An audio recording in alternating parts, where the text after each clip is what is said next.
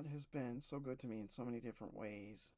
I'm going to skip ahead uh, several years. Not that there isn't stuff to talk about in those years, but the Lord's leading me to another place.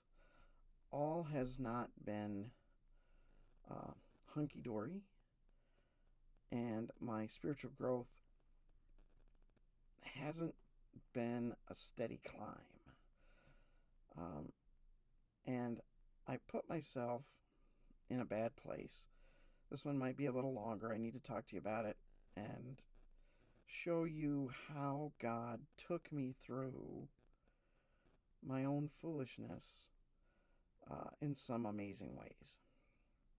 So, we're skipping ahead to 1989, 1990. I had graduated from seminary. God had called me to ministry, as you might expect, with some of what you heard from the last video.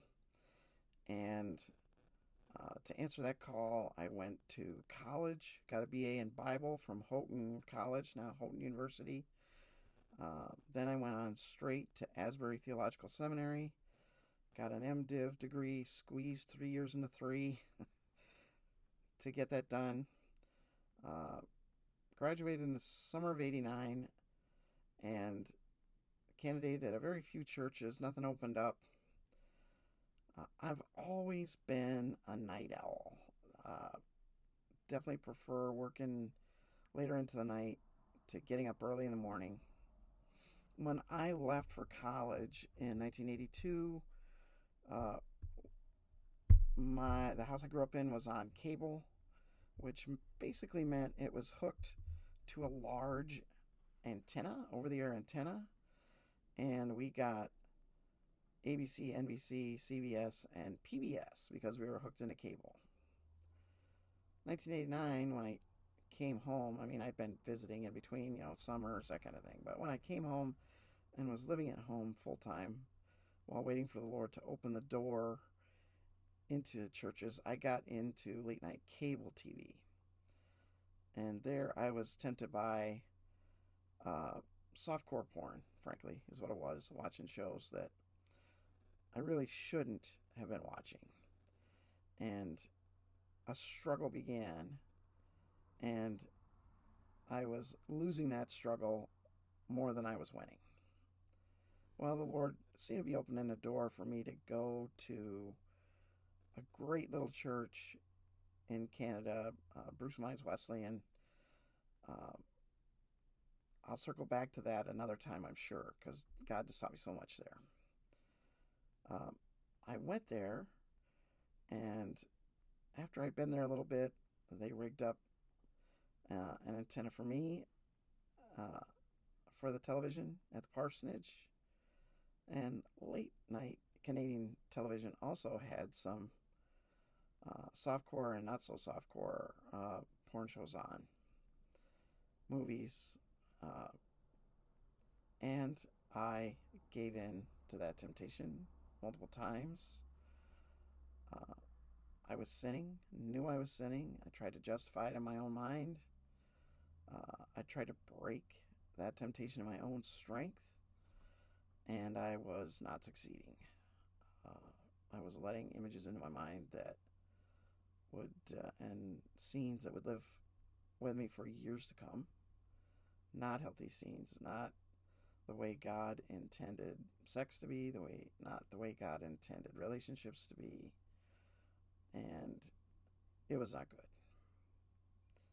About 3 years in at the church, the Lord spoke to my heart really hard about this at district conference, family camp, and I went to the altar for forgiveness, and I confessed to the district superintendent and another pastor what was going on. And I said, I'm ready to quit. There's no way I want to hurt the work of Christ, and this is a battle I'm losing. This is not good. And they asked me several more questions. Had I ever gone out and bought pornography? No, never had done that. Had I ever acted in any way wrongly towards any female parishioners? No, I'd never done that. I never would. they said, well, we don't feel like you need to renege on your call to ministry, but you do need to take some serious actions to get a hold of this. Number one, you need to get an accountability partner, someone local to you. I was 6 hours from home in district conference. I was way up north. Someone local to you that you can be very regularly accountable to. Well, there was a pastor friend in the area up there. He and I went fishing a lot. Had dinner with he and his wife from time to time. When I got back from district conference, I called him up, told him what was going on, and gave him permission to, once he agreed, to ask me anything. And we met, and I reported victories and stumbles, failures to him weekly, a couple times a month, something like that. I can't remember. It's a long time ago. Two, you need to cut off, get rid of the source of those videos. I'd already tried unhooking the coax cable from the antenna into the back of the TV, and I'd end up hooking it back up. So, two, I took wire cutters and I cut it off right at the wall. So there was no hooking that antenna back up. I'm sure when the next pastor moved in, they were like, what in the heck was going on there? That's what was going on there. I cut it off so I couldn't hook it back up. So I had no source of video entertainment except for the videos that I had, which were all good. Like I said, I never went out and bought it. And three, they gave me scriptures to memorize, put in my mind, to work against those visions and scenes that were in there. Proverbs 5 being a big one. And they counseled me that as long as it had taken me to get to where I was in this area, that's how long, at least, it would take me to get out. I had been digging ruts for sin in my life that the Holy Spirit was going to have to work with me and take time. I had to build new habits, and those old scenes that were in there had to be filled in by truth. I had a couple more years at that first church. Met a girl. We got engaged. And I told Sarah what was going on, what my struggle was. Everything I just told you, I told her. And I said, if you don't want to be married to a guy like that, I understand it. And she accepted me, and she didn't like it, but she understood. And that acceptance really meant a lot, really cut into that sinful habit that I built in my life. Well, it seemed the Lord was moving me out of Bruce Mines and to another church. The church actually I'd been going to. It was the nearest Wesleyan church. It wasn't in our district. It was across the border in northern Michigan. Pastor and wife, I'd eaten lots of meals there, visited with them, talking with them, helped out with the college and careers ministry, was a volunteer with their youth group. What can you say? Busman's holiday, right? That's what I do on my day off. Knew them really well. They were the same age as my parents, and we just had a great connection. Well, once they were looking at hiring me, I told the pastor, again, everything I just told you and what was going on. He said, okay, as long as the Lord's making progress in that area of your life, that's good. I can see you're working at it. Basically, that was it. So, got hired as their fourth youth and children's pastor and moved across the border back into the United States, got married, and I didn't have my accountability partner anymore. It was too far to drive to go visit with him or he with me on a regular basis. Within a few months, there was a guy in the church there Again, about my age, he and I met every Tuesday morning at 6 a.m. at the donut shop. And he had the right to speak into my life, ask any questions, give him honest answers. And frankly, the Lord was really starting to push that sinful habit out of my life, the weak spot that I had discovered and opened up was starting to close inside of marriage, inside of accountability, inside of scripture memory, and just God's grace. Now, I will say, I think it could have closed faster, looking back, if I had asked for more help, if I had called those accountability partners up when I was starting to struggle instead of waiting for weekly meetings. I think that would have been a bigger help. But God was still working those images and things out of my life. So, about, I'm going to say a little over 3 years after being there, 95, 96, 97, 98. So 3.5 years. I preached a sermon. Not going to repreach it. But I said this one line. I said, I have let God down, thinking of what we have been talking about, but God has never let me down. I have struggled with lust, but God has been helping me to overcome. Well, that admission hit like a bomb as youth and children's pastor. The next day, my boss confronted me, and he said, can you tell me for sure that you will never have a problem with lust again, that you're totally done with it? And I was able to say to him, God's been making great strides. I'm staying accountable. But no, I can't tell you that will never be a problem, that will never happen again. And that was the wrong answer. I had to resign, had to meet with the board, and I had to confess to the youth group why I was resigning. I went to the board meeting, and the senior pastor and some of the board members questioned whether I was even a Christian or not. How could I even be called to the ministry with this in my life?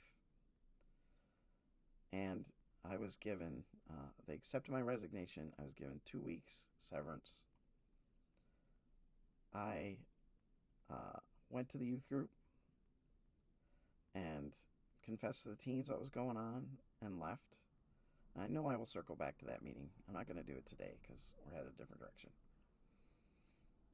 Pastor also said other youth pastors have left and they've just been gone. They've moved away. And since you're not going to do that, you cannot go to another church. You must keep going here so that people see the price of sin.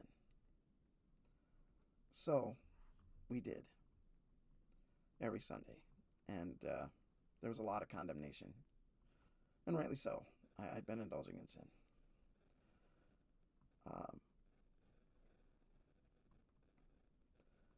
2 weeks severance. We'd bought a house. We had one little kid, another one on the way. Sarah wasn't able to work as much with those 2 little kids, and my income was going to go away. God opened up the door for me to start working at a computer support site for Gateway Computers. First month was learning the Gateway way and learning about computers. And with all of that going on, son being born, all the turmoil, God helped me to graduate first in my class. There's no other way to explain it. God helped me to graduate first. And I was able to go right to the phones and get the full wage. Well, even with that, and that was a blessing, it was not enough income. So God opened up a second part-time job just a couple months later, working for Balloons and More in the education store. And I was not a balloon artist, but I did know about computers, and her business was computerized. So my job was to keep the computers up and running, though I could make balloon bouquets and that kind of thing. Um, Worked at both places for over a year, and another real long story that is not going to be told. Um, our outsourced site got cheated by Gateway and was going to be shut down. We came in on a Wednesday. Everybody in the site had pink slips that said, "You got 6 weeks and this place is closing." Uh, wow. 2 days later, on Friday, Sarah gets a letter in the mail. She had applied with the state of Michigan to help in their TB eradication program and never heard back on it. She knew one of the doctors that was part of the team. She'd been accepted. But we had to move 2.5 hours south. That's where her office was. So, after about 6 weeks, we moved 2.5 hours south. And we had now the house that we were buying in where we had been, and the house we were renting, so we had a place to live with our now 3 kids. Yeah, 3 kids. I was Mr. Mom with 3 little ones while Sarah worked full time for the state, and we had to rent our house that we were trying to buy. This is where it gets crazy. Okay, the Lord is like, "Yeah, Ed, you failed, but I'm still with you. I'm going to get you that job, national tech team, that other job," right? I had to be willing to work on, but God provided them, no doubt. I know about this closing of national tech team. I got another job for you, but it's 2.5 hours south. I got this too. We rented the house. We just needed enough to cover mortgage payments. That's all we were looking for, right? First people that came in were with the Border Patrol. They were given a stipend by the U.S. government to find housing while a base was being built. Housing was being built for them to move into. They started with us in September. Their stipend was way beyond what we were asking, almost 3 times what we were asking for. They said, we can't spend this on anything else, only housing, so you guys might as well have it. I know you're not asking for it, but you guys might as well have it. We're like, okay. September, October, November, beginning of December, the furnace dies in the house we were buying, they were renting. The furnace also supplied hot water heat. Because they'd overpaid us, we had enough to have a new furnace installed and a new hot water heater installed. Like in a week's time, they were set. January, they move out. They're gone. God says, "See, I got you. Even when this furnace dies, baby, I got you. I got you covered." Next, we rented the house to a single mom and her daughter for, I want to say, 2 years, for quite a stretch. Good tenants, paid on time. The little girl did minor damage. We went out and kind of cleaned up after they moved out and painted a little bit, but it was not bad at all. Next guy that moves in, and we'd put our house on the market more than once. Our house was right in town, and most everybody was building south of town. They didn't want houses in town. They were building there, they're buying there. They didn't want to be in town. Well, speaking of not wanting to be in town, there was a guy who was building his house outside of town, and he said, "I just need a place to live while I'm building this, so can I rent from you guys?" "Yeah, sure." Well, a couple months in, he says, "I looked underneath your old carpet, and there are beautiful hardwood floors there. Do you mind if I rip up your old carpets, and whatever supplies I use, I'd like to be able to write off the rent, but I won't charge you for labor because you got beautiful floors here." This seemed like a God thing, and we said, "Sure, okay." maybe a couple $100 in supplies over a few months' time. Well, he got his place done. He got our floors done. We put the house back on the market. He got done in the spring. Put the house back on the market. In a month, it sold to a lawyer who wanted to live in town. I mean, we were literally like a 5-minute walk from the courthouse. And she said, you know what really sold me? It was those beautiful hardwood floors. Now, I sinned. I was in the wrong. I made that choice wrongly multiple times. But when I repented of it, and I asked God for forgiveness, and I went, and He helped me to get after the work of seeing that come out of my life. I want that out of my life.